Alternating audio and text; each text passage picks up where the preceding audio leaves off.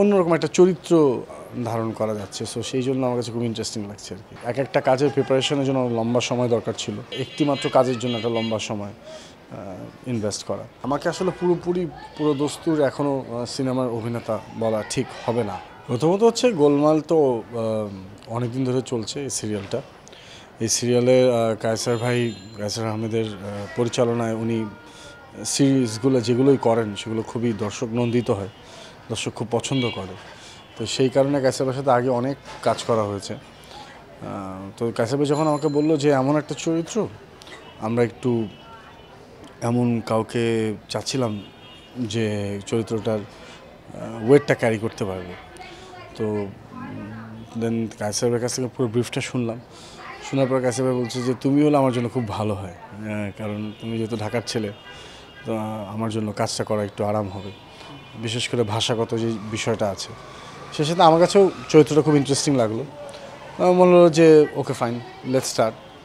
দেন আমরা স্টার্ট করলাম। স্টার্ট করে গল্পটা খুবই ইন্টারেস্টিং হতে বিভিন্নভাবে আগাচ্ছে এবং একটা অন্যরকম একটা চরিত্র ধারণ করা যাচ্ছে। সো সেই জন্য আমার কাছে খুব ইন্টারেস্টিং লাগছে আর কি।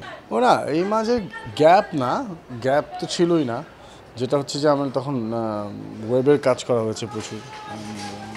সো একটা কাজের প্রিপারেশনের জন্য লম্বা সময় দরকার ছিল। তো সেই লম্বা সময়টায় আসলে কোনো কমিটমেন্টে যাওয়া সম্ভব ছিল না। তো একটা কাজ নিয়েছিলাম, ওই একটা কাজ শেষ করে দেন আরেকটা কাজে ঢোকার প্রস্তুতি। কিন্তু টেলিভিশনে রেগুলার কাজ করলে এটা সম্ভব না, যে একটা একটিমাত্র কাজের জন্য একটা লম্বা সময় ইনভেস্ট করা। সো সেই কারণে কোনো কাজকে ডিস্টার্ব না করে আমি আমার মতো করে স্বাধীনভাবে কাজ করার জন্য আসলে তখন ওইভাবে প্রক্রিয়াটা করা। বেশ কয়েকটা ছবি, নীল জোছনার গল্প, ওটার কাজ অলমোস্ট শেষ, একদিনের শুটিং বাকি আছে। শেকড়টার সম্পাদনার কাজ শেষ।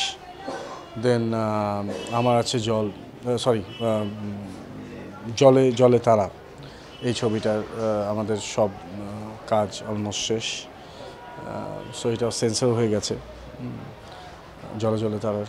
সেটা যে কোনো দিন হয়তো রিলিজ ডেট পাবো এবং এটা একটু লম্বা সময় লাগছে, যেদিন আসবে সেগুলো হয়ে যাবে। সো আলহামদুলিল্লাহ যা প্রজেক্ট হচ্ছে সেটা নিয়ে এগিয়ে যাওয়া হচ্ছে আর কি। আসলে আমাকে আসলে পুরো দস্তুর এখনও সিনেমার অভিনেতা বলা ঠিক হবে না। তো সেই জায়গা থেকে আমি যেটা করার চেষ্টা করেছি যে চরিত্র অনুযায়ী কাজ করে যাওয়ার চেষ্টা করেছি, যার কারণে চরিত্রটি ফুটিয়ে তোলা যায় এবং একটা মিনিমাম দায়বদ্ধতা রেখে কাজটা করা যায়। সেই জায়গায় মানে সচেতন থেকেই আসলে কাজটা করা হচ্ছে। সো আরও